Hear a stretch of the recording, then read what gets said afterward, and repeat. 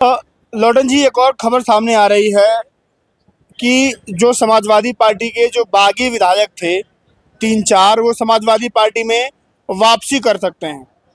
ऐसी खबरें तमाम सोशल मीडिया पर चल रही हैं। हालांकि समाजवादी पार्टी के लोग इसका खंडन कर रहे हैं।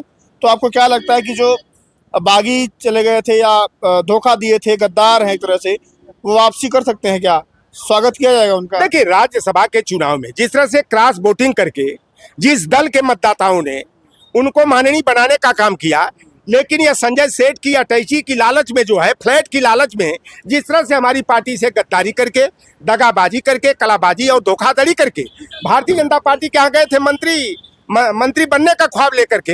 एक बड़े चैनल के जो एंकर है, उन्होंने कल बड़ा बढ़िया इस पर स्टोरी बनाया कि एक कहावत हमारे यहाँ कही जाती है कि आधी छोड़ पूरी को धावे और पूरी मिले न आदि पावे। तो विधायक तो थे ही, हमारी पार्टी ने विधायक बनाया, चाहे मनोज पांडे हो, चाहे राकेश प्रताप सिंह हो, चाहे राकेश पांडे हो, चाहे जो है कि अभय सिंह हो, चाहे विनोद चतुर्वेदी जैसे लोग हों। तो यह पार्टी के साथ या दगाबाजी करके गए, तो हमें तो नहीं लगता है कि समाजवादी पार्टी में उनकी वापसी की जाएगी। और इस तरह की खबरें तमाम चली। हमसे भी हमारे क्षेत्र के लोगों ने कहा कि सुनने में आ रहा है कि राकेश प्रताप सिंह, राकेश पांडे, मनोज पांडे और अभय सिंह जो है कि सपा में आ रहे हैं। तो आपका क्या होगा? हमने कहा कि जो हमारी पार्टी का निर्णय होगा, जो पार्टी के हित में होगा, हम लोगों का एक लक्ष्य केवल व्यक्तिगत रूप से विधायक बनने का नहीं है। 2027 में हमारी सरकार कैसे बने और अभय सिंह किस मुझ से हमारे यहाँ आएंगे।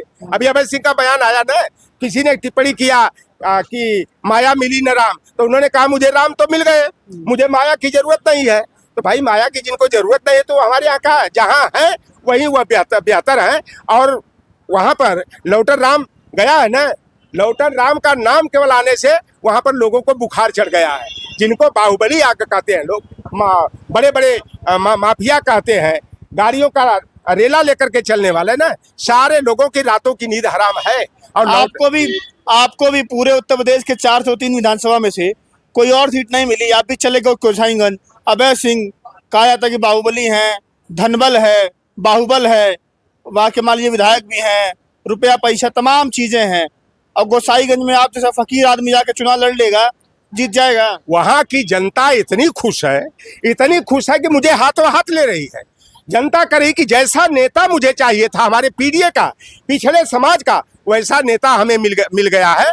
और मैं पहले तो आसाद तो कभी महसूस नहीं करता हूं, क्योंकि खतरों का खिलाड़ी बन करके काम करना हमारे लिए बड़ा आनंददायक होता है। और मुझे जैसे मान लीजिए, मैं बदलापुर की तैयारी कर रहा था, काफी 70% क्षेत्र कवर भी मैं कर लिया था। मेरा वहां पर आवास और कार्यालय भी हमारे यादव और निषाद समाज के लोगों ने बनवा दिया था।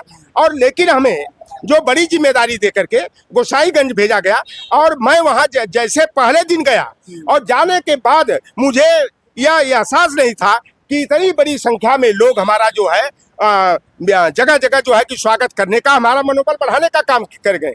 और मैं वहां पर जो है 10 सितंबर से लगातार हमारी वहां पर चहलकदमी है। और केवल अब 7 गांव केवल छूटा है जहां पर मैं नहीं गया हूँ। 437 बूथ है, अब 475 बूथ हो गए हैं नए जो SIR चल रहा है उसके आधार पर। और वहाँ की जनता, हमारे पीडीए परिवार के लोग हाथों हाथ मुझे ले रहे हैं। और लोग देखिए, बाहुबली की जहाँ तक बात करते हैं, जिसके पास जनबल है वही बाहुबली होता है। अभय सिंह रो रहे थे ना, जेल में थे ना, और हमारे पार्टी के संरक्षक परम पूज्य मुलायम सिंह यादव जी ने आशीर्वाद दे करके उनकी जान बचाने का काम किया, माननीय बनाने का काम किया। और एक तरफ हमारे नेता के ऊपर उंगली उठा रहे हैं, आरोप लगा रहे हैं कि अखिलेश यादव सनातन विरोधी हैं, हिंदू विरोधी हैं, राम विरोधी हैं, और राम मंदिर जाने से मुझे रोकने का काम किया।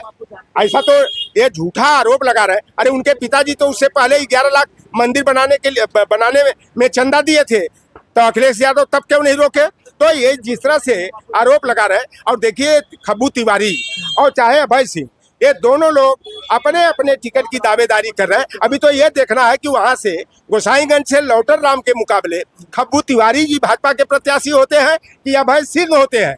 अभय सिंह अगर आ जाए तो उनको तो इतना मजबूत जवाब दिया जाएगा वहां पर ना, कि फिर वो शायद भविष्य में चुनाव लड़ने की बात भी नहीं सोच खुला पाएंगे। चैलेंज है।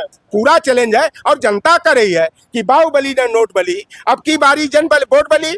और लोग वहाँ की आम जन भी कर रहे हैं कि हम नोट भी देंगे, हम वोट भी देंगे और लौटर राम को जिता करके भेजने का काम करेंगे। और मेरे वहाँ जाने से पूरा जो है कि अगल बगल का जो है हमारा निषाद समाज पूरी तरह से समाजवादी पार्टी का कार्यकर्ता बन करके जो है 2027 में भाजपा को सबक सिखाने का काम करेंगे। और जो माहौल दिखाई दे रहा, अभी आप जाइए पूर्वांचल के किसी जिला में, चाहे पश्चिम में जाइए, कि समाजवादी पार्टी ने एक अपने गरीब कार्यकर्ता को, जिसके पास न तो आर्थिक मजबूती है न साधन संपन्नता है, उसको 403 में पहला टिकट दिए। तो आज कश्यप निषाद समाज, बिंद समाज के लोग यही कहते हैं कि अखिलेश यादव जी ने पहला प्रत्याशी हमारे समाज का घोषित करके निषाद कश्यप बिंद समाज को बहुत बड़ा सम्मान देने का काम किया है। और हम लोग जो है कि पिछले चुनावों की तरह गलती न करके हम लोग समाजवादी पार्टी के लिए काम करेंगे। और लोकसभा चुनाव में आप देखें, जहां भारतीय जनता पार्टी की कार्यशाला चल रही थी, आधे अधूरे राम मंदिर का उद्घाटन उन्होंने